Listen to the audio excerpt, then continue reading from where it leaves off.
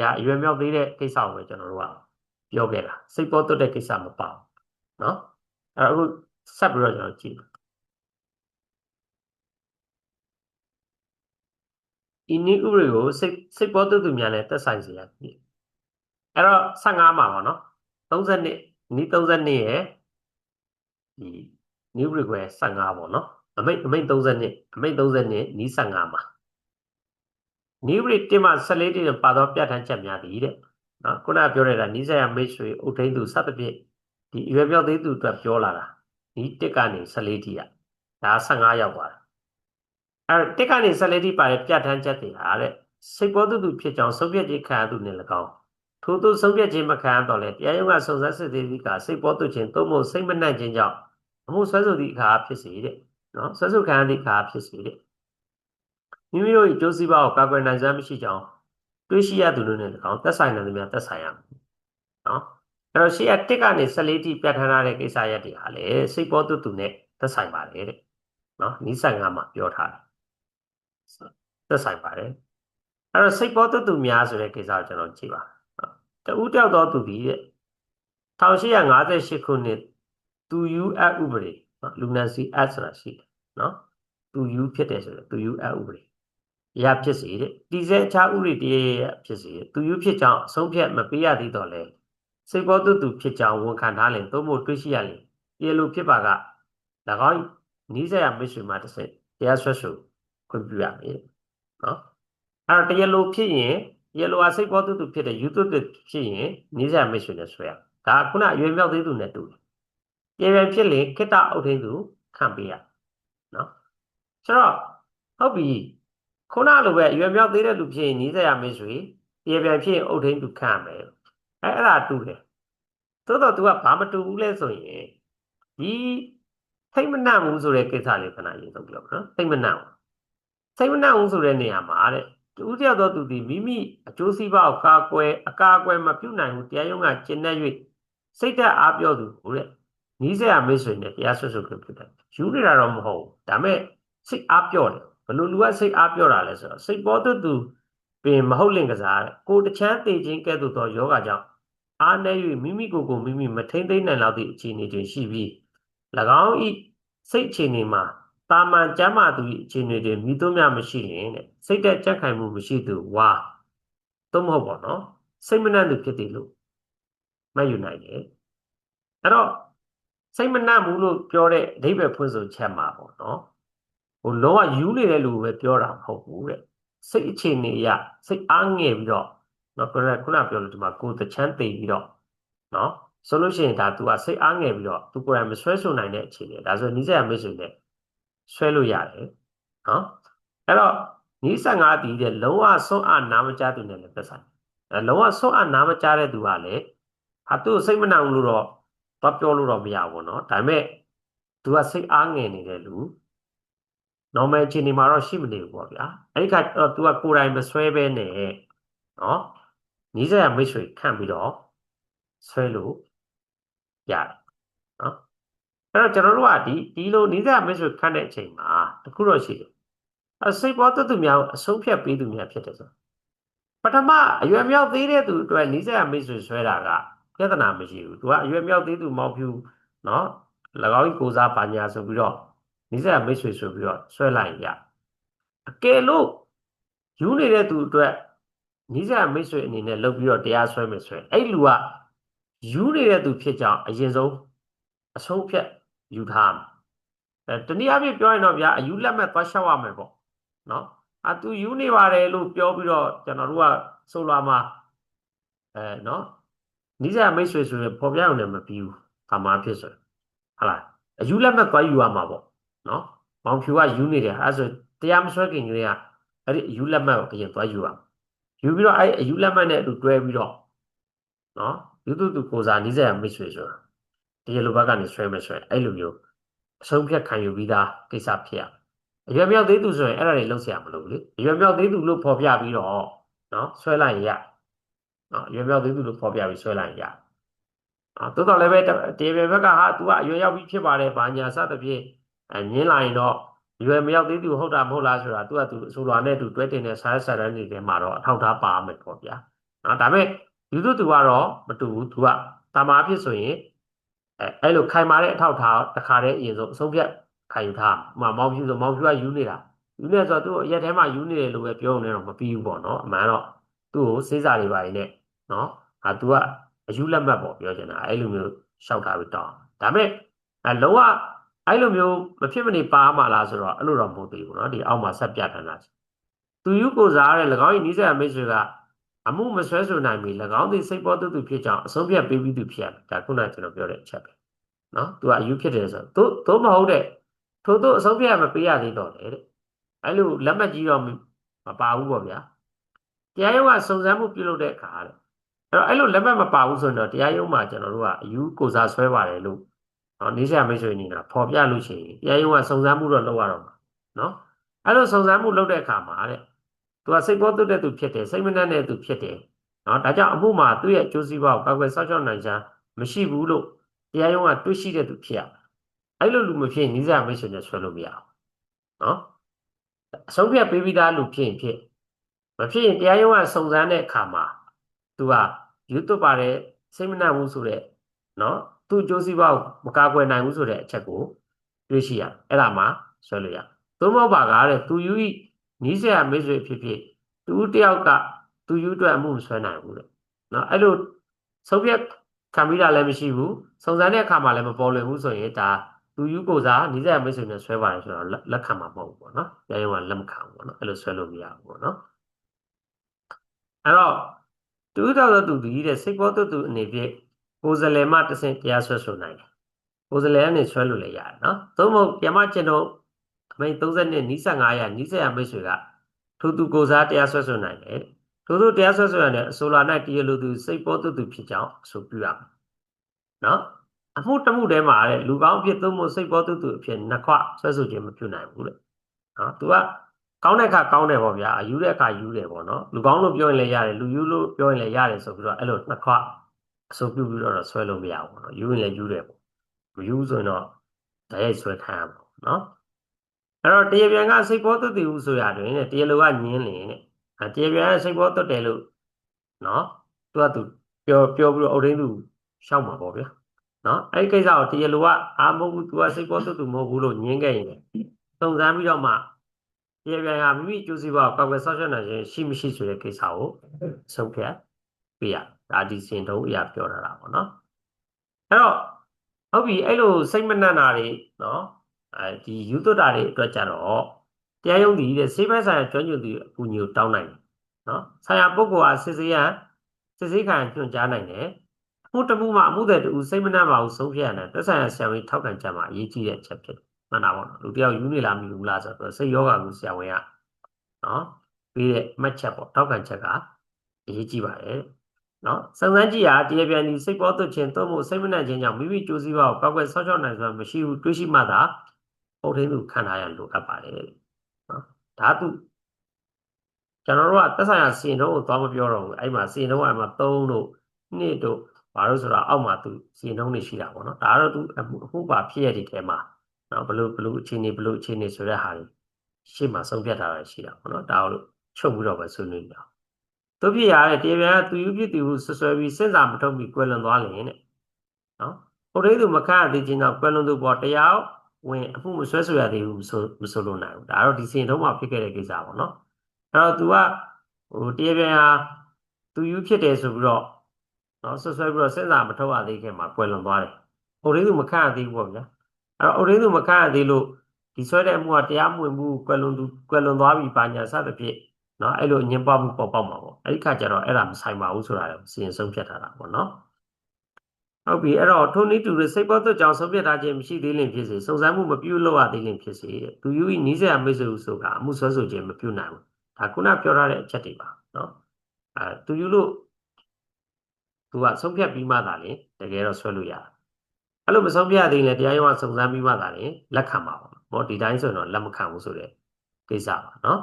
အဲ့တော့နီးစပ်900ထိုသူဒီစိတ်မနှံ့ခြင်းကြောင့်အမှုတွေမိမိကြိုးစည်းပါကောက်ွယ်ဆောက်ရှောက်နိုင်စရာမရှိဘူးကောက်ခြင်းပြိပင်ခြင်းမရှိဘူးဆိုတာနော်ဒါလေးတွေကကျွန်တော်တို့ဟိုပါပါ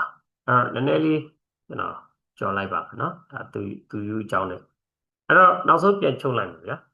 နီးစရာမိတ်ဆွေသုံးဖို့အုတ်ထိန်သူခန့်အပ်ခြင်းစိတ်ပေါ်သူသူများပါတဲ့အမှုမှာတရားရုံးသည်နီးစရာမိတ်ဆွေဒါတရားလိုဘက်ကနော်နီးစရာမိတ်ဆွေတရားပြန်ပဲဆိုရင်အုတ်ထိန်သူခန့်ပြီးဖို့တာဝန်ရှိပါတယ်အမှုတွင်အုတ်ထိန်သူကကိုစားမပြုရင်ဒီဂရီပြတ်ပြည့်မယ်နော်ဒီဂရီပြတ်ပြည့်ရင်ဘယ်သူနဲ့နာမလဲတရားလိုနဲ့နာမယ်အဲ့တော့သူယူဥပဒေအရ၎င်း၏ပစ္စည်းကိုစီမံခန့်ခွဲရန်ပုဂ္ဂိုလ်တူကခန့်ထားပြီးဖြစ်ရင်၎င်းအမှုတွေနီးစရာမိတ်ဆွေသို့မဟုတ်အုတ်ထိန်သူဖြစ်ခန့်အပ်တယ်နော်ဆိုတော့ကျွန်တော်ဒီမှာဒါလေးကြည့်အဲ့တော့ဟုတ်ပြီဒါငါကိုဆိုလာရဲ့ frame ပဲနော်အဲ့တော့ကဲဆိုကြပါစို့ဗျာဒေါ်နီစိတ်ပေါ်တူတူဆိုရင်ဘေးမှာခွင်းနဲ့စိတ်ပေါ်တူတူ၎င်း၏နီးစရာမိတ်ဆွေဥဖြူနဲ့ဆွဲဒါဒီလိုဖော်ပြတာဒါအမိန့်ကုန်နေတဲ့ကာကြီးမှာဖော်ပြတာဒါအရေးကြီးတဲ့အချက်ပဲနော်။ဟိုဒေါ်ကြီးရစိတ်ပေါ်တူတူဖြစ်တယ်ဆိုရင်၎င်းရဲ့အုတ်ထိန်သူဘသူနော်ဆိုရအောင်ဖော်ပြအဲ့တော့ကျွန်တော်တို့ကဆိုလာဒီအမိန့်ကုန်နေတဲ့ကာကြီးကနေပြီးတော့စာမြင်ဆွဲတီရှိတာပေါ့နော်။နော်အဲ့ဒီကကြတော့တရားရုံးတင်သွင်းရမည်နော်စိတ်ပေါ်တူတူဖြစ်ရင်ဖော်ပြရမယ့်အချက်ပြေလို့အကြောင်းအရာနဲ့နေရလိမ့်စာနော်တခါပြေပြန်ကစိတ်ပေါ်တူတူဖြစ်ရင်ပြေမြောက်သေးသူဖြစ်ရင်ဖော်ပြချက်ရှိရမယ်ပြီးတော့သူ့ရဲ့လိမ့်စာရှိရအဲ့တော့တကောင်ကအဲစိတ်ပေါ်တူတူနဲ့အရွယ်မြောက်သေးသူဆိုတာတရားလိုဘက်ကလည်းဖြစ်နိုင်တယ်ပြေပြန်ဘက်ကလည်းဖြစ်နိုင်တယ်တရားလိုဘက်မှာမပါဘူးတရားပြန်ဘက်မှာမပါတာလည်းဖြစ်နိုင်တယ်နော်သူကတော့ချွင်းချက်ပေါ့ပါလာခဲ့ရင်သူလှုပ်ထုံးလုပ်နေတိုင်းစနစ်တကျလုပ်ဖို့လိုတယ်နော်အဲ့လိုစနစ်တကျမလုပ်နိုင်ရင်အမှုမှာဆုံးရှုံးနေတာမျိုးရှိနိုင်တယ်အဲ့ဒီဆုံးရှုံးနေတာမျိုးကဘယ်သူကဖြစ်မှာလဲဆိုတော့တရားလိုကဖြစ်မှာတရားလိုကဖြစ်မယ်ဆိုပေမဲ့လည်းတရားပြန်ဘက်ကလိုက်မဲ့ရှေ့နေရလည်းပဲ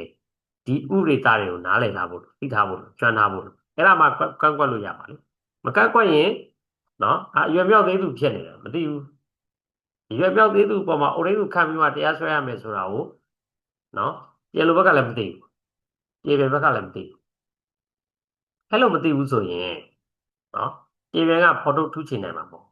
တရားရုံးကလည်းမတွေးရှိဘူးဆိုတော့အဲ့ဒီအမှုဟာတရားလိုကအနိုင်ရပါတယ်ဆိုရင်ဒီအတီးပြုတ်ပြီးသွားပြီဆိုရင်ကျွန်တော်တို့ကလောကကံခတ်ပါမယ်နော်ပြောချင်တာလောကကံခတ်ပါမယ်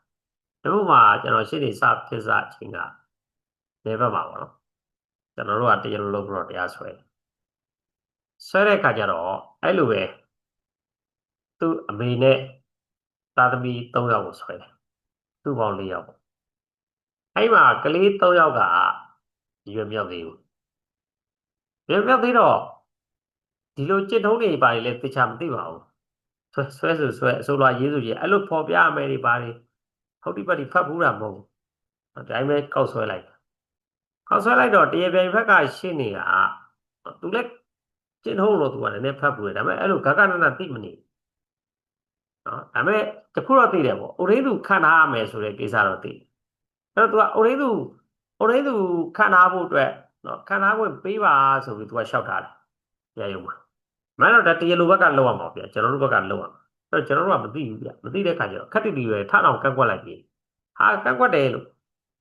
နော်ကန့်ကွက်တယ်လို့တရားလိုကကိုကဆွဲကြရင်ကိုကဘာလုပ်ပေးရမှာကိုကမလုပ်ဘူးကိုရဲ့ပြက်ကွက်မှုအမှန်တရားပြန်အသာလေးကြည့်နေရနော်အသာလေးကြည့်နေရဘာလို့ဆိုတော့တရားမဝင်ဖြစ်မှာလေဒါမဲ့လေ तू ကခက်တော့ခက်တာပေါ့နော်တရားမဝင်ဖြစ်မဲ့ဆိုပေမဲ့လည်းအမှုမှာက3ယောက်4ယောက်လောက်ပါတဲ့ခါကျတော့ဒီအရွယ်မြောက်သေးတဲ့လူတွေတရားမဝင်ဆိုမဲ့အရွယ်ရောက်ပြီးသားလူတွေတော့တရားဝင်ပါတယ်အဲ့ခါကျတော့တိတ်ကွာလာတယ်တော့မဟုတ်ပါဘူးအမှုကအရွယ်မြောက်သေးသူတက်ဆိုရင်တော့အဆင်ပြေပါဘောနော်အဲ့ခါကျတော့ तू ကလျှောက်ထားတဲ့ဥစ္စာဟိုအနီး32ရာအုပ်ထိန်းသူခံပေးပါပါညာနဲ့ तू လျှောက်ထားတယ်အသက်အားဖြင့်ကတော့ပွားပါတယ်တစ်ဖက်ရှိနေရတော့ပါပြီးတော့အသက်ရွယ်တော့ကြီးအဲ့ခါကျကျွန်တော်တို့ကန့်ကွက်ပါတယ်ပါညာနဲ့လုပ်လိုက်တော့တရားကအဲ့ဒါဆိုကန့်ကွက်တယ်ဆိုရင်နှစ်ဖက်လျှောက်လဲချက်တင်ပါတဲ့ဆိုပြီးမှအဲ့နီး32ကိုသွားဖတ်ကြည့်ကန့်တာတော့ကန့်ကွက်လာပြီလားသွားဖတ်ကြည့်တော့မှကိုယ်နှစ်ဖူးကိုရိုက်လိုက်ပြီဒါဒုက္ခပဲကွာဒါငါလျှောက်ရမယ်သူများလျှောက်တဲ့ကိစ္စကိုအသာလေးလုပ်ရမယ့်ကိစ္စကိုကသွားကန့်ကွက်ပါတယ်ဆိုတော့ဘာအကြောင်းပြချက်နဲ့ကန့်ကွက်မှန်းမသိအဲ့တော့နောက်ချိန်မှာဒီကန့်ကွက်တဲ့ကိစ္စကိုစွတ်လို့ပါတယ်ဒီဥဒိခွေကိုပဲနော်ဆက်ချပေးပါဆိုပြီးတော့မှရှောက်ရတော့တာပေါ့လေဥပမာပြောနေတာနော်အဲ့တော့ဘာပဲပြောကျွန်တော်တို့ကဒါတွေကတရားမမှုနဲ့ပွားမယ်နော်တရားမလောကထဲမှာဝင်တိုးမယ်ဖြတ်သားမယ်ဆိုရင်တကွေ့မဟုတ်တကွေ့ တွေးလာနိုင်မှာအဲ့လိုတွေးလာတဲ့အခါကျရင်ကျွန်တော်တို့မှားခဲ့တယ်လို့မျိုးမမှားရအောင်လို့ပေါ့နော်ဟုတ်တယ်မလားအဲ့တော့သူတစ်ပါးရဲ့အမှားနဲ့သင်ခန်းစာယူနိုင်အောင်လို့နော်ဒါလေးကိုသိထားဖို့လို့အဲ့တော့တရားလိုဘက်ကဆိုရင်လည်းသေချာသိထားဖို့လို့တရားပြန်ဘက်ကဆိုရင်လည်းသေချာသိထားဖို့ဒီအားနည်းချက်တွေဒီချွင်းချက်တွေကိုနော်ဘယ်လိုဖော်ထုတ်ပြီးတော့အခုခံချေပါမလဲဆိုတဲ့ဟာလေးပါအဲ့ဟုတ်ပြီကျွန်တော်တို့နော်ဆက်ပြီးတော့ကြည့်မယ်ဆက်ပြီးတော့ကြည့်မယ်ဆိုတဲ့အခါကျတော့တရားဒါအဆိုလာခုနပြောတဲ့ခုနအဆိုလာတော့ဒါဟိုဘယ်လိုဆိုတဲ့အချက်လေးတွေကျွန်တော်ဖြည့်ထားတာဒါသူတကူ original မူလဆိုလာနော်ရှင်းရှင်းပဲတောက်လျှောက်ကျွန်တော်ပြောနေတာရှိတယ်အခုဒီတနန်းထဲမှာပါတဲ့ဆရာမတွေထဲမှာဒီလက်တွေ့တရားမမှုတွေလိုက်ပါဆောင်ရွက်နေတဲ့ဆရာမတွေလည်းပါကောင်းပါနိုင်ပါပါအောင်ပါနော်ဟိုတယောက်ကျွန်တော်ဆွေးနွေးနေတဲ့ဆရာတွေလည်းရှိတာအဲ့တော့အဲ့လိုကိုကအဆိုလာရေးနေတဲ့အထဲမှာရှေ့တော့ကဘယ်လိုပဲရေးခဲ့ပါကျွန်တော်လည်းတောက်လျှောက်ကတော့တုံကလေးရေးခဲ့တာကြီးပဲတုံကလေးရေးခဲ့တာကြီးပဲဒါပေမဲ့ဆရာကြီးများရဲ့ဆိုလာနဲ့တရားဆွေးနွေးအကြောင်းထွက်လာတဲ့အချိန်ကျတော့မှဆိုလာရေးဖို့လက်တွန့်သွားတယ်ဆရာကြီးကလည်းအဲ့ဒီရွယ်ချက်ပါနော်မင်းတို့ဆိုလာဆိုတာမင်းတို့ရေးချင်တာရေးလို့မရဘူးဆိုလာရဲ့စည်းကမ်းချက်တွေကဘယ်လိုရှိတယ်ဆိုတော့ဆရာကြီးကအဲ့စာအုပ်မှာပဲနည်းနည်းဝေဖန်ပြီးတော့မိမောင်းထိုးပြလိုက်တဲ့ခါကျတော့မှတော်တော်လေးကျွန်တော်လက်တွန့်သွားတယ်ခုနောက်ပိုင်းဆိုလာရေးမယ်ဆိုရင်အရင်တော့ရှင်းနေရေးဆိုလာဖြစ်တာပဲကြိုက်တယ်လို့ရေးဘာစီးမြင်ဘာစီးကမှမဖောက်ရေးချင်တာရေးပြဒါဒီကိုစိတ်တိုင်းကြသွားပြီဟာဒါဒီဇက်လန်းကိုသဘောကျသွားပြီဆိုရင်ဒါသွားတင်လိုက်တာအဲ့တော့ဆရာကြီးရဲ့ဆိုလာနဲ့တရားစွဲဆိုရင်အကြောင်းစာအုပ်ဖတ်ပြီးတဲ့အခါမှာကျွန်တော်တို့ကတော်တော်လေးကိုဟိုလက်တွန့်သွားတယ်နော်ပြီးတော့ဒီလိုတော့မဖြစ်ဘူးကွာငါဆိုလာတစ်စောင်ကောင်းကောင်းတော့ရေးနိုင်မှာဖြစ်နော်အဲ့တော့ research လုပ်မှရမှာဆောင်းလာပြောလို့ပေါ့နိုင်လေးတစ်ခုမပါတာဘာဖြစ်မလဲဟိုနော်လူမိုက်တစ်တောင်ချီးမွမ်းတာမခံတဲ့ပညာရှိတယောက်ကဲရမှာကြောက်ရမယ်ဆိုသလိုနော်ကျွန်တော်တို့ကဆရာကြီးကရေးပြတဲ့အခါကျတော့ဒီနိုင်လေးမပါတာဘာဖြစ်သွားမှာမလို့လဲလို့သတ်တွေးလို့မရအောင်နော်ဘယ်လောက်ထိဒီပညာရဲ့ပုံမှာကိုကဟိုပြောချင်တာအားနည်းနေတယ်လဲဆိုတာကိုဆရာကြီးကထောက်ပြတာနော်အဲ့ခါကျတော့ကဲဟုတ်ပြီဒီမှာမြန်ကုန်ခဲကြရုံတော်၌ဒီတင်တဲ့တက်ဖူးတဲ့ဆရာမမှန်တယ်များဒီ frame ကိုရအောင်ရေးကျွန်တော်တို့လည်းဒါကျွန်တော်တို့ထွင်ထားတာမဟုတ်ဘူးဆရာကြီးကအမျိုးမှလည်းကျွန်တော်ပြောပြီးသားဒီဆိုလာနဲ့တရားစွဲဆိုရင်အကြောင်းနှစ်မျက်စိအထိကခံပြီးတော့လုပ်ပေးခဲ့တဲ့ဆရာကြီးရဲ့စေတနာပေါ့နော်နောက်ဆုံးဆရာကြီးကတော့စိတ်ညစ်သွားတယ်မထုတ်တော့ဘူးတိုးတော့လည်းဘယ်လိုပဲဖြစ်ဖြစ်ဒီစာအုပ်ကလက်ထဲရောက်လာတဲ့အခါကျတော့ကျွန်တော်တို့ကပြန်ပြီးတော့ဒါတော့ sharing တော့လုံးဝဖြစ်ပြီပြီးတော့ဒါကိုကျွန်တော် series ထားပါအလေးထားပါကျွန်တော်ရေးတဲ့ဆိုလာမှန်သမျှသေချာကောင်းအောင်ကျွန်တော်ရေးပါအတတ်နိုင်ဆုံးပေါ့နော်အတတ်နိုင်ဆုံးကောင်းအောင်ရေးဒီဆရာကြီးစာကြီးဖတ်တယ်သူတို့ဘယ်လို guideline ပေးထားတာလဲနော်ဆိုတော့အတတ်နိုင်ဆုံးချင်းကပ်ပြီးတော့ကျွန်တော်သွားတယ်နော်အဲ့တော့ဒီမှာ2025ဂျားထဲမှာ dash တွေပါမထည့်နဲ့တော်တော်များများအဆိုလာမှာအဲ့လိုကြုံရရေးကြတာပဲနော်2025နဲ့ခုနှစ်ကြားတဲ့တချို့ကရေးတယ်က2010ခုနှစ်ဟာ2010ဆိုရင်ပြည့်နေပြီ2020ဆိုရင်ပြည့်နေပြီခုနှစ်မဟုတ်ဘူးအဲ့ဒါတွေလည်းကျွန်တော်တို့ကသေချာသိဖို့လိုတယ်နော်အရေးကြီးတယ်ဒီအသေးအဖွဲလေးတွေကစပြီးတော့ due site တက်မှာကိစ္စအကြီးကိုနိုင်နေသွားနိုင်ဒီအသေးဖွဲတော့မသိသေးဘူးဆိုရင်ကိစ္စအကြီးရဘယ်လိုမှသိစရာအကြောင်းမရှိတော့ပြီးရင်ကျွန်တော်တို့ကတရားလုံးနဲ့ကြားထဲမှာအရင်တော့တောက်လျှောက်ကျွန်တော်တို့ကိုယ်တိုင်ရေးလာတာအဲ့အဆက်တွေချတယ်မရေးနဲ့အဲ့ဒါကစာချံမှတ်လို့ခေါ်တယ်နော်အခုဒီမှာစနစ်မြင်းဆောင်ပါညာဆိုပြီးအဲ့ဒါစာချံထားတာလေအဲ့မှာ blank ဖြည့်ဖို့ခြံထားတာဒီဘက်ဘေးမှာပါသွားခြံလို့ရှိရင်အဲ့ဒီထဲမှာဘာဖြစ်မှာလဲအဲ့ဖြစ်သွားမှာ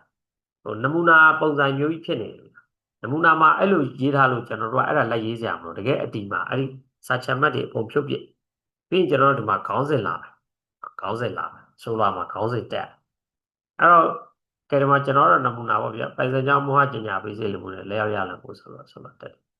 အဲ့ခေါင်းစဉ်ကလည်းအရေးကြီးတယ်အဲ့အကြောင်းလည်းကျွန်တော်ဆက်ဆွေးနွေးပါမယ်နော်ဆိုလာတစ်စောင်းရဲ့အင်္ဂါရက်တွေနဲ့ပတ်သက်လို့ကျွန်တော်ဒီတစ်ပိုင်းမှာပေါ့နောက်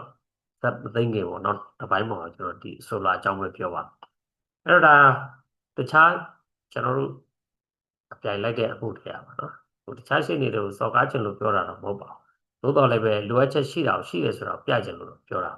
ာခုနပြောလို့ပေါ့ဒီမှာ2020ပြည့်နှစ်ကြားထဲမှာအဲ့မှာ dash တွေပါတယ်အဲ့စာရေးသားမှားပါတယ်အဲ့ usage မရှိပါဘူးမြန်မာစာမှာမရေးဘူးเนาะမသုံးနဲ့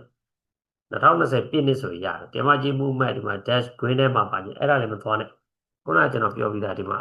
ဆိုလွာကရှင်းရှင်းလင်းလင်းဖြစ်နေရနော်ဒီမှာကြီး movement အဲ့ဘေးမှာဟို dash တွေပါတယ်နဲ့ကိုမရေးနဲ့ဒီတိုင်းကိုရေးဒါဆရာကြီးတို့ရေးထားတဲ့စာတွေထဲကနေကျွန်တော် research လုပ်ပြီးတော့ကူးထားတာနော်ဒီလိုရှင်းရှင်းလင်းလင်းပေါ်ပြ ပြီးရင်ခုနကျွန်တော်ပြောတဲ့အဲ့မှာ line နေနဲ့တရက်လုံးနေရာမှာဟိုမှာပုတ်ကလေးတွေချပုံမှန်တွေချအောက်ကမြင်းနေတာမလုံးတော့အဲ့ဒါတွေမလုံးနဲ့ကျွန်တော်ဒီမှာကြည့်တာတရက်လုံးတရက်ပြန်ရှင်းရှင်းပဲပုတ်ကလေးလည်းမချပုံမှန်လည်းမချဘာမှမချဒီတိုင်းပဲနော်အဲ့ဒီမှာဒီလိုရေးထားတယ်ကဲဥမာခေါင်းစဉ်ကိုကျွန်တော်ကြည့်မယ်တရားပြန်တာဝန်ယူဆောက်လုပ်ထားသောအဆောက်အဦတဲ့ foundation နေရာရှိကွန်ကရစ်တိုင်များကောလမ်တန်ဘင်းများတွင်တဲ့တတ်မှတ်ထားသောတန်ချောင်းအရေအတွက်အောက်ရှော့နေခဲ့မှုကြောင့်တဲ့အဆောက်အဦဤခိုင်ခန့်မှုအရေသွေးကျဆင်းပြီးအန်တယ်ရှိအဆောက်အဦဖြစ်၍တရားပြန်များကအရေသွေးပြည့်မီအောင်တန်ချောင်းများဖြင့်ပြုပြင်ဆောက်လုပ်ပေးရန်ပြက်ကွက်သည့်အတွက်တဲ့တရားပြန်ရယူထားသောငွေကျပ်နော်ဘယ်လောက်နဲ့ပေါ့နော်တရားလိုစိတ်ဆင်းရသည့်အတွက်ရော်ကြီးငွေကျပ်ဘယ်လောက်စုစုပေါင်းကျပ်ဘယ်လောက်ရလို့မှုဆိုလိုရတယ်နော်ဆိုလာရဲ့ခေါင်းစည်းကိုကြည့်လိုက်နော်တစ်ပိုင်းလောက်ဖြစ်တယ်နော်ခေါင်းစည်းကိုကြည့်လိုက်တစ်ပိုင်းလောက်ဖြစ်အဲ့တော့ကျွန်တော်တို့ကဘာဖြစ်လို့ဒီလိုတွေဖြစ်ကြတာလဲရှေ့ကတစ်လျှောက်လုံးနဲ့ကျွန်တော်တို့ကိုယ်တိုင်အဲ့လိုဖြတ်တန်းရတာဖြတ်တန်းရဆိုတော့ကျွန်တော်တို့ကကိုယ်ဆရာသမားစော်ကားတာမဟုတ်ပါဘူးဆရာသမားလည်းမအားဘူးပေါ့နော်သူလည်းသူ့အကောင်းဆုံးတော့စူးစမ်းခဲ့တာဒါပေမဲ့စနစ်တကျသင်ကြားခြင်းပြသခြင်းမခံရဘူးလေဆိုလာဆိုရင်ဆိုလာကောင်းကောင်းလည်းနမူနာမရှိခဲ့ဘူးနော်အဲ့တော့ကျုံသလိုလိုက်ရေးပြီးတော့ကျွန်တော်တို့ကစံတဝဝလောက်ရတာကိုယ့်ကိုစံတဝဝလောက်တဲ့အခါကျတော့ထင်အမြင်ရဖြစ်နေတာပေါ့နော်ဥမာနမူနာကောင်းကောင်းမရှိတဲ့အခါကျတော့ဒါကြောင့်တော်တော်များများရှိနေတွေကကျွန်တော်ကြည့်နေတာစနစ်မကြောက်ကျွန်တော်နိုင်ငံမှာနော်စနစ်မကြောက်အဲ့ဒီခါကျတော့ဘယ်လိုပဲဖြစ်ပါဗျာနော်ကျွန်တော်တို့ခေါင်းစဉ်တက်ဖို့လုပ်တယ်ဆိုလာခေါင်းစဉ်တက်ဖို့ကျွန်တော်တို့ဘယ်လိုလုပ်ကြမလဲအဲ့ဒါပတ်သက်လို့နော်အကုန်လုံးကိုတောက်ဝီးမဖြစ်ဘူးဒါပေမဲ့ဘယ်ကနေစပြီးချင်းကပ်ရမလဲဆိုပြီးကျွန်တော်ပြောပါအဲ့တင်မကျင့်တော့အမိတ်6နီး3မှာအဆိုးအခြေအလုံးအတွက်တဲ့နောက်ဆက်တွဲကပါပုံစံများကိုအသုံးပြုနိုင်တယ်များအသုံးရမယ်အမိတ်6နီး3မှာပြောထားတာဆိုလာရေးမဲ့လူတွေတဲ့ခြေလွှာရေးမဲ့လူတွေတဲ့နောက်ဆက်တွဲကတင်မကျင့်တော့မှာခင်ဗျာဖော်ပြတာပြီလားနောက်ဆက်တွဲကပါပုံစံများကိုအသုံးပြုနိုင်တယ်များအသုံးပြုရမယ်ရင်းတို့အသုံးမပြုနိုင်ရင်နဲ့ရင်းပုံစံနဲ့အလားတူသဘောရှိသောပုံစံများကိုဖြစ်နိုင်သမျှအသုံးပြုရမယ်နော်ဖြစ်နိုင်သမျှအသုံးရမယ်လို့ပြတ်တယ်လုတ်ကိုလောက်ရမှာတဲ့နော်အဲ့တော့ဓာတ်ရိုက်ရှိရင်ဓာတ်ရိုက်သုံးပါတဲ့ဓာတ်ရိုက်မရှိရင်အဲ့ဒီထဲကနေပုံစံကိုအလားတူဖန်တီးပြီးတော့သုံးပါတဲ့အဲ့လိုပြောထားတယ်အဲ့နောက်ဆက်တွဲကမှာကျွန်တော်တို့ဆိုလာနမူနာပုံစံ49မျိုးပေးထားတယ်နော်အဲ့ဒါလဲအသောသစ္စာစကားပါကျွန်တော်တို့ရှင်းနေဖြစ်ပြီးတော့4 5 6နှစ်လောက်တည်းကိုအဲ့ဒီအဆိုလာနောက်ဆက်ပဲရှိမှတိကုန်မှမသိကျွန်တော်ကြားကုန်မကြဘူးဆိုလာနောက်ဆက်တွဲဆိုတာနော်အဲ့ဒီကကျတော့ဟိုသွားကြည့်ဖို့နေတာပေါ့ဗျာကြားကုန်မကြဘူးအဲ့49မျိုးပေးထားတယ်ခြေလွှာပုံစံက16မျိုးပေးထားတယ်နော်16မျိုးပေးထားတယ်အဲ့တော့ဟုတ်ပြီကျွန်တော်တို့ဒီမှာကြည့်နော်ကျမကျွန်တော်နောက်ဆက်တွဲကပါပေါ်ပြထားတဲ့အဆိုခြေပုံစံဆယ်ဦးမြကတရားစွဲဆိုကြောင့်စာမျက်နှာအမှာဆိုလာနမူနာပုံစံအကြောင်းနဲ့ပတ်သက်ပြီးဘယ်လိုရေးထားသလဲဆိုရင်ကျမကျွန်တော်ဥပဒေနောက်ဆက်တွဲကနိုင်တဲ့နော်ပြည်အောင်စုသမ္မတမြန်မာနိုင်ငံဥပဒေအတွဲစနစ်စာမျက်နှာ2-3မှာစာရေးဆိုလာနမူနာများကိုဖော်ပြထားပြီးအမိန့်6နီး3တွေထိုပုံစံတိုင်းဖြစ်နိုင်သမျှရေးရမည်ကိုပြဋ္ဌာန်းထားပါသည် shall be used ဟူသောပြဋ္ဌာန်းချက်များကိုထောက်ရှုပါကအန္တာတိကပြဋ္ဌာန်းချက်ဖြစ်ကြောင်းမြင်သာတော်လဲလိုက်နာရမှန်သိပုံပေါ့အန္တာတိကဆိုတာမဖြစ်မနေလောက်အောင်နော်မဖြစ်မနေလောက်အောင်အဲ့တော့အန္တာတိကတာဝရံဆိုတာမဖြစ်မနေဆောင်ရွက်ပေးဖို့တောင်းဆိုတဲ့တာဝရံကိစ္စမျိုးနော်အန္တာတိကဆိုမဖြစ်မနေလောက်အောင် shall be used ပြောထားတယ်အဆိုလာနမူနာများရှိသည်ကိုပင်သတိထားမိပုံမပေါ်သဖြင့်နော်ဆက်ရှိပြောတာမှန်တယ်ကျွန်တော်ကပြောရဒါတွေဖတ်ဖူးမှဒီကိစ္စကိုသိတာ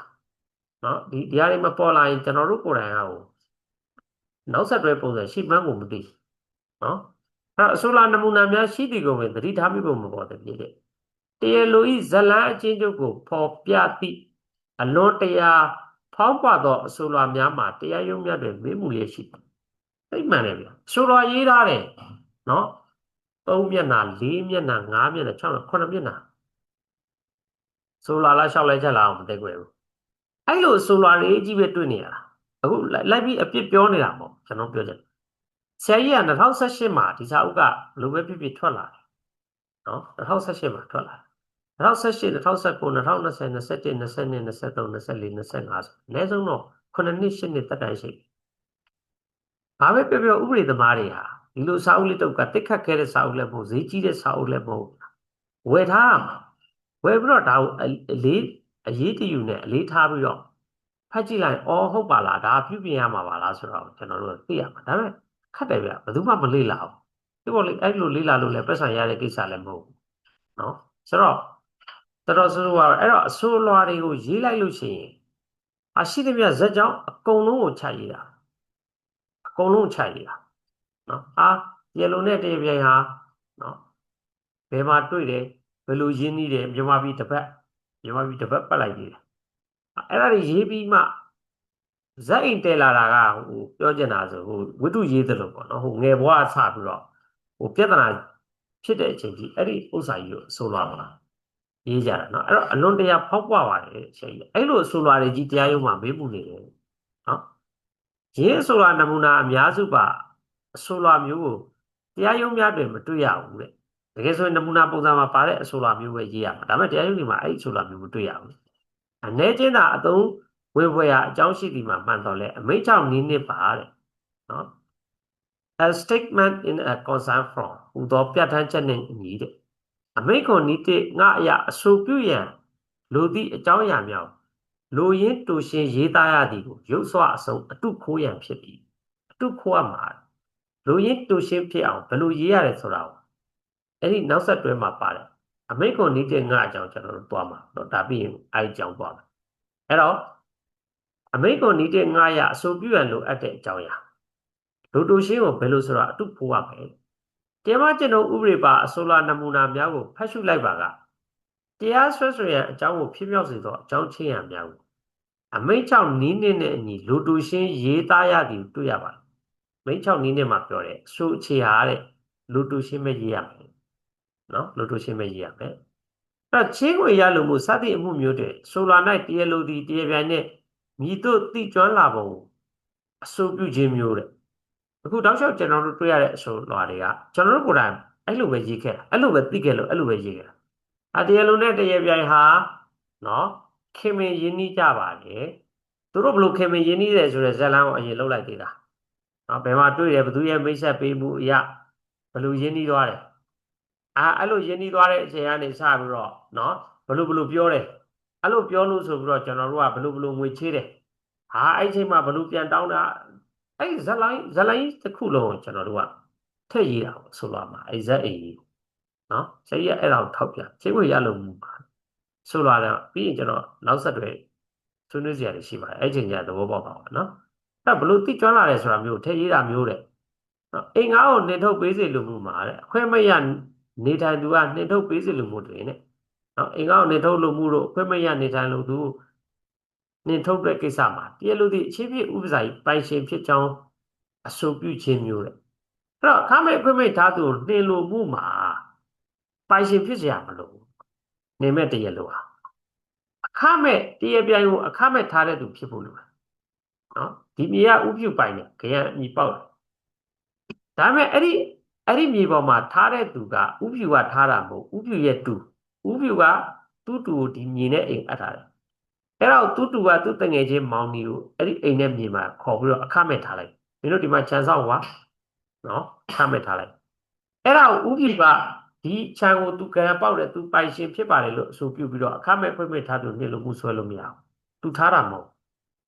သူထားတဲ့လူကပဲဆွဲရမှာအဲ့လိုဆွဲတဲ့အမှုမှာလဲဒီမြင်တဲ့ဒီအိမ်ကိုကျွန်တော်ကပိုင်ပါတယ်ပိုင်ရှင်ဖြစ်ပါတယ်လို့အဆိုပြုစရာမလို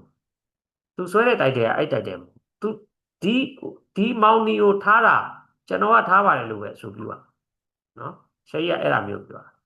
အေရှင်အင်္ဂါမှာလဲအေရှင်ဒီပိုင်ရှင်ဖြစ်စရာမလိုသူကငှားချတဲ့လူဖြစ်ရင်ရနော်တစ်စိတ်က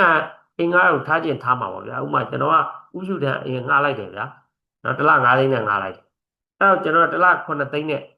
နောက်တစ်ယောက်ကျွန်တော်အငှားချထားတယ်ဗျာကျွန်တော်က2သိန်းစားမယ်ဗျာမူလအင်ရှင်ကျွန်တော်9သိန်းပေးမယ်ဗျာနော်အဲ့ဒီအချိန်မှာအင်္ဂါနဲ့ကျွန်တော်နဲ့ပြဿနာတိုင်ရင်အင်္ဂါကိုကျွန်တော်နှင်လို့မှုဆွဲလို့ရတယ်ကျွန်တော်ထားတဲ့အင်္ဂါဒါပေမဲ့ကျွန်တော်ကိုယ်တိုင်အောင်အင်္ဂါပဲနော် အဲ့တော့အဲ့မှာကျွန်တော်ကအိမ်ပိုင်ရှင်ဖြစ်ပါတယ်လို့အဆိုပြုကြရမလို့အဲ့တော့ကျွန်တော်ထားတဲ့အိမ်ကဟာ तू ကအိမ်ရှင်မဟုတ်ဘူး तू ကထားခွင့်မရှိဘူးလို့လည်း तू အဆိုပြုလို့မရဘူးနော်ကျွန်တော်နဲ့ तू နဲ့ agreement ရှိလို့ तू ကဝင်နေအဲဆိုကြပါနော်ဒါကိုဆရာကြီးကညွှန်ပြတာပါဒီလိုမှုမျိုးတွေမှာဒီလိုလမ်းလွဲနေတာဆိုလွာတွေရေးတဲ့အခါနော်အဲ့တော့ကဲလို့တဲ့နော်ဒီဆိုလွာကိုဒီအကြောင်းအရာတွေကိုသိလို့ရှိရင်တဲ့နော်လက်တွန်းလာမှာတော့အမှန်ပဲဆိုလွာရေးတဲ့လူတွေနော်မှန်ပါစိတ်ဟိုပါတယ်ဆိုတော့လူတိုင်းတော့မတော်တော့မသိဘူးပေါ့နော်ကျွန်တော်တို့ကတော့လက်တွန်းသွားတာအမှန်ပဲဒီတော့အဆိုလွာဇောင်ရေးမယ်ဆိုရင်ပေါ့ပါပဲဘာလို့လဲဆိုတော့ဘယ်လောက်ထိသွားစဉ်းစားနေကြမလို့ဒီလိုရေးလိုက်ကိုရေးချင်တဲ့ဇာတ်လမ်းရေးလိုက်ပြီးပြီကြဖတ်ကြည့်လိုက်တယ်ကို okay နေပြီးသွားအဆင်ပြေသွားတယ်ဒါပေမဲ့ချိန်ရဲ့စာတွေဖတ်တဲ့အခါမှာနော်အဲ့လိုနဲ့မရတော့ဟာအဆိုလွာဆိုတာအဲ့လိုရေးလို့ရတာဟာငါတက်တဲ့ခံချက်တွေထည့်ရေးပြီးနေလားနော်အဆိုမပြုရတဲ့ဟာတွေငါဆိုဆရာကြီးကဒီအဆိုလွာနဲ့တရားစွဲဆွဲအကြောင်းမှာတကယ်တဲ့ကတာနော်ဘယ်သူရေးတဲ့အဆိုလွာ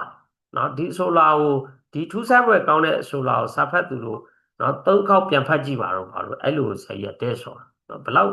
ဒီအဆိုလွာကိုတိဆောက်တဲ့ရှင်းနေဘလောက်ညံ့ပြင်းလဲဆိုတာနော်အဲ့ဆိုလာနဲ့တရားစွဲဆိုတဲ့အကြောင်းပါအဲ့ငကိုမူလဆိုလာရေးတဲ့အဲ့ဒီရှင်းနေတွေတော့တော်တော်ကိုရှက်ပွဲကောင်းတဲ့ကိစ္စတော်တော်ရှက်ရမယ်တဲ့ဘာသူလဲတော့ဆရာကြီးကနာမည်တော့ထုတ်မပြောပါဘူးသို့တော်လည်းပဲအဲ့အခုတွဲမှာဆိုလာရေးတဲ့လူဟာနော်ရှင်းနေရဘလောက်ဒီဥပဒေကိုနားမလည်ဘူးဆိုတဲ့အကြောင်းတွေဆရာကြီးတဲ့ဝေဖန်ထောက်ပြတာတရားရုံးလည်းတဲ့ဝေဖန်ထောက်ပြတာနော်အဲ့စာအုပ်ကတော့ဆရာကြီးနောက်ဆုံးရေးသွားလက်ရအကောင်းဆုံးပဲနောက်ဆုံးပိတ်အင်းနဲ့လွယ်သွားတာတဲကိုစော်ပြတာနော်အဲ့တော့ကဲဟုတ်ပြီကျွန်တော်တို့ဒီနောက်ဆက်တွဲကမှာပါတဲ့ဆိုလာနမူနာကိုလေ့လာခြင်းဒီတဲ့အချီးနှီးဖြစ်ရင်အကြောင်းမရှိကြောင်းဆရာကြီးရဲ့စာနော်စာရေးသူကရဲရဲအာမခံပါတယ်နော်ဆိုလာနောက်ဆက်တွဲကိုခင်ဗျားတို့ဖတ်ပြအောင်ဖတ်ပါဗျာအချီးနှီးမဖြစ်ပါဘူးကျွန်တော်အာမခံပါတယ်ရှင်းနေရှိရများမပြတ်မကွက်လေ့လာရင်လည်းတိုက်တွန်းလိုက်ပါတယ်နော်ဆရာကြီးကဒါနဲ့ဆုံးသက်တာအဲ့တော့ဟုတ်ပြီကျွန်တော်တို့ခေါင်းစဉ်နောက်ဆက်တွဲခေါင်းစဉ်လေးကိုကြည့်ကြည့်မယ်ပထမချက်တော့ဥပဒေနောက်ဆက်တွဲမှာပေါ်ပြတဲ့အဆိုချေနမူနာမှာကျတော့ဆိုလွာပေါ့နော်မက်ဆေ့1မှာ meaningless ရှင်းဝင်ရလို့ခေါင်းစဉ်ပြီးပြီရှင်းဝင်ရလို့အဲ့တော့ခတ်တယ်ဗျအမှားတွေမြင်တာများရင်အမှားကအမှန်ဖြစ်ပြီးတော့အမှန်အမှားဖြစ်တယ်အဲ့ဒါသိကြောက်ဖို့ပေါ့ကျွန်တော်တို့ကခုနပြောလို့ပေါ့နော်ဒီဆရာကြီးတွေရေးတဲ့စာတွေကိုကျွန်တော်တို့ပြန်ဖတ်ပြီးတော့ပြန်လေ့လာပြီးတော့ဒါတွေကျွန်တော်တို့ပြန်ဖော်ထုတ်တဲ့အခါမှာလက်ရှိသွားနေတဲ့ trend နဲ့ကျွန်တော်တို့ ਨੇ ဆန့်ကျင်ဘက်ဖြစ်အများနဲ့တယောက်ဖြစ်အကြောက်ဖို့ကောင်းတယ်အဲ့တော့ကျွန်တော်အချင်းကိုရတခုဆွဲတဲ့အချိန်မှာကျွန်တော်ကိုယ်တိုင်ဆွဲတာပေါ့နော်ကျွန်တော်မိတ်ဆွေတယောက်ဆိုလို့ကျွန်တော်ဆိုလာရေးပေးလိုက်ခေါင်းစဉ်ချင်းကိုရလို့ဘူးလို့တက်တာတရားသူကြီးကငွေပမာဏမပါလို့ပြောနေတယ်ဒုက္ခပဲသူတို့မြင်မှုတဲ့ဆိုတော့ဘာဖြစ်သွားလဲဆိုတော့ချင်းငွေကျပ်သိန်း900နဲ့နင်နာချင်းငွေကျပ်သိန်း1000စုစုပေါင်းခုနပြောသလိုပေါ့ခေါင်းစဉ်ရှည်ကြီးနဲ့အဲ့လိုမျိုးတွေ့ဘူးတာလေဆိုလာမှန်သမျှအဲ့လိုကြီးလာတယ်ဘယ်သူကနေထွင်လိုက်လဲတော့မသိဘူးအဲ့လိုပဲလာနေတော့တရားရုံးတွေကမြင်ဘူးတာအဲ့လိုပဲမြင်ဘူးလေချင်းကိုရလို့မလို့ခေါင်းစဉ်တက်တာငွေပမာဏလို့မပါလို့ပြောနေတယ်တဲ့တရားသူကြီးကအဲ့လိုဖြစ်သွားတာနော်အဲ့လိုဖြစ်သွားခုဒီမှာနောက်ဆက်တွဲမှာပေါ့ဒါပဲလေမန်နီလန်ချင်းကိုရလို့မို့ဒီလိုပဲခေါင်းစဉ်တက်ခုနပြောပြီးသားအမေ6ဒီတော့မှပြောထားတယ်နော်နောက်ဆက်တွဲနဲ့ပုံစံတူနေသမျှတူအောင်ရေးရမယ်လို့ပြောထားပြီးသားဒီပုံစံမရှိမှတခြားပုံစံတစ်ခုအလားတူပုံစံတစ်ခုရေးရမယ်အဲ့တော့ချင်းကိုရလို့မို့မှာချင်းကိုရလို့မို့လို့ခေါင်းစဉ်တက်ရင်ပြီးပြီဘာမှဝေပမာဏတွေပဲပေါ်ပြကြသို့တော်လည်းအခုနောက်ပိုင်းရဲ့ဆိုလာ trend တွေကအဲ့လိုဖြစ်သွားတယ်ဘယ်ဟာဝဲကြည့်လိုက်ငွေပမာဏဘယ်လောက်ဘယ်ညာစသဖြင့်ပေါ့နော်ဒါမျိုးတွေကြီးပြီးတော့ဒီ trend ဖြစ်သွားတော့ချင်းဝင်ရလို့မလို့တက်ရင်မှားတယ်လို့ဖြစ်တကယ်အမှန်မှားသွားဖြစ်သွားနော်တရားသူကြီးတွေလည်းမသိဘူးဒီနောက်ဆက်တွဲသူတို့လည်းမကြည့်ဘူးโอเคဟုတ်ပြီကျော်ဆက်ကြည့်ပဲအမတ်စင်နှစ်မှာပို၍ပြီးမိသောငွေကိုပြန်ရလို့နော်ခေါင်းစဉ်တွေကတူတူလေးနော်တယ်ချင်းဝင်ရလို့ပို၍ပြီးမိသောငွေကိုပြန်ရလို့ကျွန်တော်ဆွေးနွေးကြတာချားမဟုတ်ဘူးနော်သူများပြပြောလို့ပြောတော့ခေါင်းစဉ်တတ်ထားတာပြောတာဆိုလာနောက်ဆက်တွဲကိုမကြည့်ဘူးဆိုတာသိတာပေါ့နော်ဆိုလာနောက်ဆက်တွဲမှာဘယ်လိုများပေါ်ပြထားတယ်လဲဆိုတာပတ်ကြည့်ရင်ဒီလိုခေါင်းစဉ်မျိုးပေါ်လာစရာအကြောင်းမရှိဘူးဆိုတာခုနကျွန်တော်ဆွေးနွေးမယ့်ထဲမှာကြည့်ရင်ပေါ်လာပါလိမ့်မယ်နော် အဲ့တော့နံပါတ်3မတ်စင်3မှာတန်ဖိုးတင်ထားသောကုန်ဘူးရောင်းရငွေရလို့မို့တန်ဖိုးတင်ထားတဲ့ကုန်ဘူးရောင်းရငွေရလို့မို့ဒီလိုတက်ထားတယ်နံပါတ်4မတ်စင်ကုန်ပစ္စည်းများရောင်းရငွေကိုတင်တင်မြတ်တသောတန်ဖိုးရလို့မို့မတ်စင်5မှာတရားပြိုင်မှာထား၍လောက်ကင်ထားသောပစ္စည်းကိုလက်မခံသောကြောင့်ပစ္စည်းဖို့ရလို့မို့နော်နံပါတ်6ကလေလံတင်၍ရောင်းချသည့်ကုန်ပစ္စည်းကိုတစ်ဖန်ပြန်၍ရောင်းချရာမူလတန်ဖိုးတက်လျှော့၍ရောင်းချလိုက်ရသောကြောင့်ခြားနာသောငွေကိုရလို့မို့အဲ့တော့ပြောချင်တာတော့ဗျာ तू ကလေလံတင်လိုက်တယ်တင်လိုက်လို့အဲ့ဒီလေလံတင်ရောင်းချတဲ့ကုန်ပစ္စည်းကိုဝယ်လိုက်တယ်နော်ဝယ်လိုက်ပြီမဲ့ဟာလားတစ်ဖန်ပြန်ရောင်းချပေးလိုက်ရတယ်ရောင်းကြောင်းနော်ဒါကြောင့် तू ကအဲ့မှာအရှုံးပေါ်သွားတယ်အဲ့အရှုံးပေါ်သွားတဲ့ဥစ္စာကိုခုနလေလံတင်ရောင်းချတဲ့သူစီကနေပြီးတော့ဒီငွေကိုပြန်ရလိုပါတယ်ဆိုပြီးတော့ပြန်ဆွဲတာပေါ့နော်ဒီ case မျိုးနောက်တစ်ခါတရားလိုထမ်းဆောင်ခဲ့သည့်လုပ်ငန်းအတွက်တင်းလျော်သောအခကြေးငွေရလို့ပေါ့နော်ပြီးတော့ဒီမှာတိုက်ဆောက်လုပ်ပေးရ၍လိုအပ်သောပစ္စည်းတန်ဖိုးနဲ့ဆောင်ရွက်ခအတွက်တင်းလျော်သောအခကြေးငွေရလို့ပေါ့မက်ဆေ့ကိုကအဆောက်အုံကိုသုံးစွဲနေထိုင်သည့်အတွက်အခကြေးငွေရလို့ပေါ့နော်နံပါတ်30အနုညာတခုံလူကြီးတို့ဆုံးဖြတ်ချက်အရငွေကိုရလို့ပေါ့ဆိုကြပါစို့ဗျာကျွန်တော်တို့ကစာချုပ်တွေရေးတဲ့အခါမှာပြဿနာတက်လာရင်အနုညာတစီရင်ဆုံးဖြတ်ခြင်းဥပဒေအရစီရင်ဆုံးဖြတ်မယ်လို့ကျွန်တော်တို့စာချုပ်ထဲမှာရေးလိုက်တဲ့အခါကျတော့ပြဿနာတက်လာရင်ကျွန်တော်တို့ကအနုညာတလူကြီးခန့်အပ်အဲ့လိုလူကြီးခန့်အပ်တဲ့အခါမှာခုနလိုပြဿနာနေရာမှာကဲ A နဲ့ B မှာပြဿနာတက်တယ်အနုညာတအရစီရင်ဆုံးဖြတ်မယ်လို့ရေးထားတယ် A နဲ့ B ကအနုညာတတင်လိုက်အဲ့ဒီအနုညာတကစီရင်ဆုံးဖြတ်လိုက်တယ်နော်ကဲ A ကိုအနိုင်ပေးလိုက်တယ်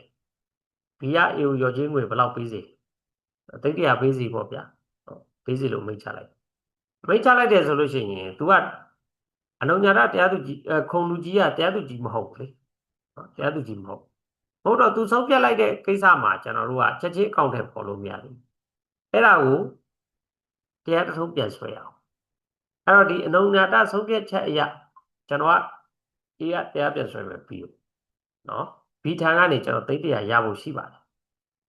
အဲ့ချိန်မှာ B ကပြောမှာဟာဒီအနုညာတဆုံးဖြတ်ချက်ကတရားမဝင်ဘူးမမျှတဘူးဗာဖြစ်တယ်ညာဖြစ်ပြောလို့မရဘူးနော်အဲ့အနုညာတဥပဒေရအဲ့နောက်ဆုံးအနုညာတဆုံးဖြတ်ချက်ကအတည်ဖြစ်တယ်နော်စသဖြင့်ပေါ့နော်ဒီခေါင်းစဉ်နဲ့ပြန်ဆွဲတာကိုပြောတာနောက်တစ်ခါနိုင်ငံခြားစီရင်ချက်အရငွေရလို့ကျွန်တော်တို့ကတခုခုပြဿနာတက်လာရင် A နဲ့ B agreement လုပ်တယ်ပြဿနာတက်လာရင်စင်ကာပူတရားရုံးမှာငါတို့သွားရှင်းမယ်โอเคရေးထားတယ်ပြဿနာတက်လာတဲ့အခါကျတော့စင်ကာပူတရားရုံးမှာသွားရှင်းကြတယ်စင်ကာပူတရားရုံးကပြောတယ်ဟာ A ကိုအနိုင်ပေးတယ် B A ကိုငွေဘယ်လောက်ပေးစီမိန့်ချလိုက်ဒါပေမဲ့စင်ကာပူမှာချတဲ့ကိစ္စကမြန်မာပြည်ကတရားရုံးမြန်မာပြည်ကရဲတွေကဘလို့လုပ်ပေးပစ္စည်းကတော့မြန်မာနိုင်ငံမှာရှိတာနော်အဲ့ဆိုရင်ကျွန်တော်တို့အဲ့စင်ကာပူကရတဲ့အမိန့်ကိုယူလာရအောင်ပါလာပြီးတော့မြန်မာပြည်မှာရှိတဲ့တရားရုံးမှာဒီခေါင်းစဉ်နဲ့တရားစွဲရနိုင်ငံခြားစီရင်ချက်ရငွေရလို့ပေါ့ကဲစင်ကာပူတရားရုံးကကျွန်တော်ကိုဒီလိုချပေးလိုက်ပါတယ်နော်သိတရာရော်ကြီးရဖို့ရှိပါတယ်အဲ့ဒါ B ကမပေးဘူးပြက်ကွက်ပါတယ်အဲ့ငွေကျွန်တော်ရလို့ပါတယ်အဲ့ဒါတရားစွဲရတရားစွဲတဲ့အခါကျတော့ B ကဟာအဲ့ဒီတရားရုံးကဆုံးဖြတ်တာမမှန်ကန်ဘူးမမျှတဘူးနော်ဒါမှားယွင်းဆုံးဖြတ်ခဲ့တာဘာညာအဲ့လိုတင်ပြခွင့်မရှိဘူးနော်အဓိကအဲ့ဆုံးဖြတ်ချက်ကစင်ကာပူကချခဲ့တာဟုတ်သလားမဟုတ်လားဟုတ်တယ်ဆိုလို့ရှိရင်အဲ့မှားတာမှန်တာစင်ကာပူကဆုံးဖြတ်ပြီးသွားရင်အဲ့ဒါတော့အပြီးသက်ဖြစ်သွားမှာနော်ဒီစီရင်ချက်အတိုင်းဆောင်ရွက်ပေးပါဆိုစသဖြင့်ပေါ့နော်ဒီလိုပုံစံမျိုးနဲ့ပေါ့နောက်တစ်ခါငှားရမ်းခပေးရင်ကြက်ရှိအာမခံသူပေါ့ပြောကြီးရလို့နော်ငွေဝယ်ရန်သဘောတူစာချုပ်တိုင်းမပြတ်မကွက်သည့်အတိုင်းမတီပြက်ကွက်သည့်တဲ့ဝယ်ရလို့မို့နော်ဆိုတော့သူခေါင်းစဉ်လေးတွေရှိတယ်အဲ့ခေါင်းစဉ်နဲ့အတက်နိုင်ဆုံးတူတဲ့ဟာပေါ့နော်ရောက်ချထားသောကုန်စည်များအတွက်ရော်ကြီးငွေရလို့မို့မတရားသဖြင့်ရတုမှထုတ်ပယ်ခံရ၍ရော်ကြီးငွေရလို့မို့အလုတ်တော်ဝင်ထမ်းဆောင်ပြီးပြည်ရင်ပြက်ကွက်ခွင့်၍ရော်ကြီးငွေရလို့မို့ဒီမှာလာပြီးဆက်ခွန်ကိုကြည့်ပါနော်ဆက်ခွန်ကဘာပြောတာလဲအဆောက်အုံဆောက်လို့ရတွင်လုပ်ငန်းစံချိန်မမီ၍အဆောက်အုံဆောက်လုပ်သူမှာရော်ကြီးငွေရလို့ဒါကိုကျွန်တော်ပြတယ်နော်ခုနကအဆိုလွာရေးတဲ့ပုဂ္ဂိုလ်ဟာဒီနောက်ဆက်တွဲကိုကြည်ဖူးမယ်ဆိုရင်သူတက်မဲ့ခေါင်းစဉ်အတာပဲ အဆောက်အုံဆောက်လုပ်ရာတွင်လုပ်ငန်းစံချိန်မမီ၍အဆောက်အုံဆောက်လုပ်သူမှာလျော်ကြေးငွေရလို့ဒါပဲတက်အောင်ခုနပြောတဲ့သူတက်ထားတဲ့ခေါင်းစဉ်ကိုကျွန်တော်သွားပြန်ကြည့်နော်ခေါင်းစဉ်ကိုသွားပြန်ကြည့်ဒီခေါင်းစဉ်ဆိုတာအမိတ်6နီး3ကပြောတယ်တက်နိုင်သည်နောက်ဆက်တွဲကပါအတိုင်းရေးရမယ်နောက်ဆက်တွဲကမှာအကယ်လို့ဒါ तू ကအင်ရှင်က contract ကိုဆွဲတာ contract ကိုဆွဲတာကုမ္ပဏီဆွဲတဲ့အခါမှာနော်လုပ်ငန်းစံချိန်စံသုံးအရေးသွေးမပြည့်မီဘူးဆိုပြီးတော့တရားဆွဲတာပြောချင်တာသူခေါင်းစဉ်ကိုကြည့်လိုက်အောင်လေငွေပမာဏတော့ရှုပ်ရှက်ခန့်တာခေါင်းစဉ်မှာတက်မှာမဟုတ်အဲ့ဒါတက်တာခွင့်လို့ခေါ်တယ်နောက်ကတက်တာခွင့်မှာပတ်တက်အောင်တက်တာခွင့်နဲ့ခေါင်းစဉ်နဲ့မကွဲဘူးဖြစ်နော်ဆိုတော့ခေါင်းစဉ်မှာတက်တာခွင့်ကိုသွားရေးရမယ်လို့ပြောတာမဟုတ်အဲ့ဒါနောက်ကတက်တာခွင့်မှာဘလို့ဖြစ်လို့နင်းနာလို့ဘလို့ပေးပါဝေပမာဏဘလောက်ပေးပါပါအဲ့ဒါနောက်ကတက်တာခွင့်မှာအတိလင်းဖော်ခေါင်းစဉ်မှာသွားဖော်စရာမလိုခေါင်းစဉ်မှာဖော်ရမယ့်ကိစ္စကခုနပြောလို့အမှတ်စဉ်7မှာရှိပြီးသားပဲနော်အဆောက်အုံဆောက်လုပ်ရာတွင်လုပ်ငန်းစံချိန်မမီ၍အဆောက်အုံဆောက်လုပ်သူမှာလျော်ကြေးငွေပေးစီလို့မို့ကန်ထရိုက်စီကနေတောင်းတာပေါ့ဗျာခင်ဗျားလုပ်တဲ့ဆောက်အုံကစံချိန်မမီဘူးနော်ရေသွင်းညံ့ဖြစ်လို့ဟလာစံချိန်မမီလို့လျော်ကြေးပေးပါနော်လျော်ကြေးငွေရလို့မတော့ဒါလေးပဲခေါင်းစဉ်ရတူတူလေးပဲပြီးတော့နောက်ကရေးထားတဲ့အဆိုလွာမှာလည်းခုနကကျွန်တော်ပြောလို့4မျက်နှာ5မျက်နှာရှိတယ်အဲ့ဒီမှာနောက်ဆက်တွဲမှာပေးထားတာ1မျက်နှာပဲရှိတယ်1မျက်နှာပဲရှိတယ်အမိတ်6နီး3မှာပြောထားပြီးသားနောက်ဆက်တွဲမှာပြတ်ထားတာရှိရင်နောက်ဆက်တွဲမှာပြတ်ထားတဲ့အတိုင်းရေးရမယ်အဲ့ဒါမရှိရင်အဲ့ဒါနဲ့တူနိုင်သမျှတူအောင်လုပ်ပြီးတော့ရေးရမယ်လို့ပြောထားတာနောက်ဆက်တွဲမှာ1မျက်နှာပဲပြတ်ထားတဲ့ကိစ္စဟိုမှာ5မျက်နှာရှိတယ်မြန်မာပြည်တစ်ပတ်ပဲတေလိုနဲ့တေပြန်ဟာဘယ်လိုရင်းနှီးပြီးတော့ခရီး3ချိန်ထွက်တာအစားပါတယ်ဆိုလားစဉ်းစားတာကြည့်နော်ခရီး3ချိန်ထွက်တယ်ဘာဆိုင်လဲဆောက်လို့တာစံချိန်မမီတဲ့ကိစ္စခီးအဲ့ဒါကတက်သေးခံချက်လို့ခေါ်တယ်အဲ့ဒါရုပ်ရှိမှနှုတ်နဲ့ထွက်တဲ့အချိန်မှာပြောရမှာအဆိုလာမှာတင်းတင်းကြပ်ကြပ်ပိတ်ပင်ထားတဲ့အမိတ်6နီးနဲ့မှာအဆိုလာမှာတက်သေးခံချက်တွေမပါရဘူးတဲ့အရေးကြီးတဲ့အကြောင်းချင်းရပဲပါရမယ်နော်တက်သေးခံချက်တွေမပါရဘူးဆိုတော့ तू ကမြန်မာပြည်တစ်ဖက်ပတ်ပြီးတော့ခီး3ကထွက်ခဲ့တဲ့အကြောင်းဆိုလာမှာထည့်ရေးစဉ်းစားတာကြည့်နော်အဲ့တော့ကျွန်တော်တို့ကဘာဖြစ်နေတာလဲဆိုတော့ခုနပြောလို့ပေါ့ဒီဆရာကြီးတွေကနော်ဟိုတချို့ပြောတာရှိတယ်လေဘုန်းကြီးတွေဟောရင်းနဲ့သာပြန်လုံတော်မူသွားမယ်ကျန်တဲ့လူကဘာတရားမှမရအောင်ဆိုဒီဆရာတွေကတေချာလေးပြမခံဒုက္ခခံပြီးတော့ရေးခဲ့တာရှိတယ်အဲ့ဒါလေးကိုကျွန်တော်တို့ကတန်ဖိုးထားပြီးတစ်ခေါက်နှစ်ခေါက်လောက်ဖတ်ကြည့်လိုက်ရင်ဒီအမှားမျိုးမကျူးလွန်ပြီးတော့ဘူးနော်အဲကြောင့်ကိုယ်သွေးလောက်တာတော့မဟုတ်ပါဘူးကျွန်တော်တို့အဲ့လိုတက်ဆင်အောင်မလွဲတော့တာတော့ကြာပါဘူးအဲ့စာအုပ်ထွက်လာပြီးနောက်ပိုင်းတော့တက်ဆင်မလွဲတော့ပါဘူးနည်းနည်းတော့လွဲသေးတယ်ဒါပေမဲ့တက်ဆင်တော့မလွဲတော့နော်ဘာမှအဲ့တက်သေးခံချက်တွေပါတယ်အတတ်နိုင်ဆုံးမပေါဘူးထက်ချပလိုက်နော်တို့ရင်ဖြစ်မဲ့ဟာဟုတ်လားသူဒီမှာဆိုရင်ကျွန်တော်တို့သွားကြည့်လိုက်ကြနော်ကဲထားပါ18ကိုဒီမှာကြည့်ပါနော်စရေးဝန်ထမ်းကခံဝန်ချုပ်ပါတိုင်းမဆောင်ရွက်ပဲလူသားပြောင်းမှုမရှိရော်ကြေးရလို့မှုနော်အင်္ဂါယူသူကအင်ရှင်ပေါ်တွင်အထူးရော်ကြေးငွေရလို့မှုရော်ကြေးပေးရန်သဘောတူစာချုပ်ပေါ်ပြက်ကတ်ခွင့်ရော်ကြေးငွေရလို့မှုနော်လိမ်လည်ပစ္စည်းရယူသည့်အတွက်ရော်ကြေးငွေရလို့မှုအဲ့တော့ခုတမှုဆွဲထားတယ်နော်ရှင်းနေတယောက်ကကုမ္ပဏီတဲ့ပိုင်းတဲ့ပစ္စည်းတွေကိုအလွဲသုံးစားလုပ်တယ်တဲ့အဲ့တော့အဲ့ဒီပစ္စည်းဘိုးငွေရလို့မှုလို့ခေါင်းစဉ်တက်အလွဲသုံးစားလုပ်ခံရတဲ့ပစ္စည်းကိုပြန်တောင်းမယ်ဆိုရင်ဒီလိုခေါင်းစဉ်နီးစပ်ဆုံးတက်အလွဲသုံးစားလုပ်ရပစ္စည်းရယူသွားသည့်အတွက်ရော်ကြေးငွေရလို့ရော်ကြေးအနေနဲ့ပြန်တောင်းရမှာကုန်ဘိုးငွေရလို့မှုဆိုတော့ဓာတ်ရိုက်ကုန်ပစ္စည်းဘိုးတောင်းလို့ရတယ်ချင်းငွေရလို့မှုဆိုတော့ဓာတ်ရိုက်တောင်းလို့ရတယ်အဲ့လိုအလွဲသုံးစားလုပ်ခံရတဲ့ပစ္စည်းလိမ်လည်ခံရတဲ့ပစ္စည်းကိုအလွဲသုံးစားလုပ်ခံရသည့်ငွေဘလောက်ရလို့မှုလို့မဆွဲရဘူးအဲ့ဒါရော်ကြေးအနေနဲ့ပြန်တောင်းရတယ်ဆိုတော့မသိဘူးဘယ်တိမှာဆိုလာနောက်ဆက်တွဲမှာတောင်းမှမကြည့်ဘူးပဲနော်အဲ့ဒါတက်ထားတဲ့ခေါင်းစဉ်အောင်လွဲသွားပြီတော့ခက်တိတိပဲနော်ဘာကားဘာပစ္စည်းဘိုးငွေရလို့မသိရင်သူကရောင်းထားတဲ့အတိုင်းပဲသူအဆိုပြုတာကအလွဲသုံးစားလုပ်တယ်လို့သူကအဆိုပြုတာလားဒီပစ္စည်းတွေကိုတဲ့အလွဲသုံးစားလုပ်လိုက်တယ်တဲ့ ဟာအလွဲသုံးစားလောက်ခံရတဲ့ပစ္စည်းဆိုရင်အဲ့ဒီကိုရလိုပါတယ်လို့ဓာတ်ရိုက်တောင်းလို့မရဘူးဗျရော်ကြီးအနေနဲ့ပြန်ပြီးတော့ဖလှယ်ပြီးတော့တောင်းရတာနော်အဲ့တော့မသိဘူးကျွန်တော်ရှင်းနေကြီးပဲဟိုကဖြစ်လို့အကာရဝဖြစ်အောင်ပြောတာမဟုတ်သက်80ကျော်အရွယ်တွေပဲနော်ဆိုတော့ကိုစီးတဲ့ပြင်အတိမတ်မှမသိတာပြောတာသူကနောက်ဆက်တွဲမကြည့်ဘူးတဲ့ခါကျတော့မသိတော့ဘူးနော်အတက်နိုင်ဆုံးခေါင်းစဉ်တက်မယ်ဆိုရင်နောက်ဆက်တွဲမှာရှိသလားဆိုတာအရင်သွားကြည့်ပါနောက်ပိုင်းမှာဆိုလွာခြေလွာရေးမယ်နော်နောက်ဆက်တွဲကိုမဖြစ်မနေသွားကြည့်ဒါရှိသလားဒီခေါင်းစဉ်တက်ထားသလားဘလို့အနည်းဆက်ဆုံးနောက်တစ်ခုခေါင်းစဉ်တွေဘယ်ကယူလို့ရလဲကာလာစီကတဥပဒေသွားကြည့်လိုက်အဲ့မှာခေါင်းစဉ်တွေပါပြီးသားဘယ်မှုအတွက်ဆိုရင်ဘယ်နှစ်တွင်းဆွဲရမယ်ဘယ်မှုဆိုဘယ်နှစ်ဘယ်အားဆိုဘယ်နှစ်ဘယ်အားဆိုအဲ့တော့ခေါင်းစဉ်တက်လိုက်ပြီးပြီအချင်းငွေရလို့မှုကုန်ပစ္စည်းပုံငွေရလို့မှုနော်ရွှေပြောင်းနေသောပစ္စည်းကိုမတရားသိသိထားလို့ရလို့မှုဘယ်နှစ်တွင်းဆွဲရမယ်ကာလာစီကတမှာဘာခေါင်းစဉ်မှာဘယ်နှစ်ဘာခေါင်းစဉ်မှာဘယ်နှစ်ဆိုအဲ့ခေါင်းစဉ်တွေပါအဲ့တိုင်းရေးလိုက်လေရနော်အဲ့တော့ဒီမှာကျွန်တော်ဆက်ကြည့်မယ်ဒီလိုပိုင်းမြေပေါ်တွင်ရှိသောရေကိုနောက်ကြည့်စီဆိုပြီးကိုရလို့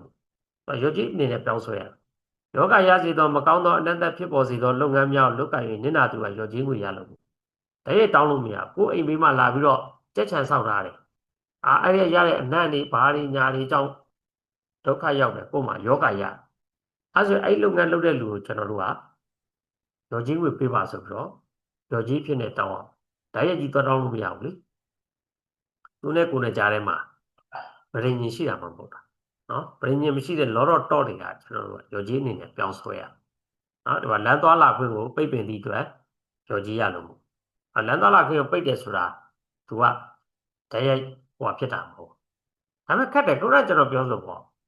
အမှားတွေနဲ့အမှန်တွေမှာအမှားတွေပဲတွေ့ဘူးတဲ့အခါကျတော့အမှန်ကမှားတာဖြစ်သွားတယ်ကျဲတို့တယောက်မှာကျွန်တော်ကခုနပြောတဲ့ကိစ္စပေါ့ကုန်းဆက်ရုံတစ်ခုမှာဝန်ထမ်းကနေပြီးတော့ကုမ္ပဏီပိုင်းပစ္စည်းကိုအလွဲသုံးစားလုပ်လိုက်တာကျွန်တော်4ရက်8နဲ့ဆွဲတာတွေရဆွေးမှုတယ်ပတ်စံသိန်းထောင်ချီတယ်အဲ့တော့ကျွန်တော်က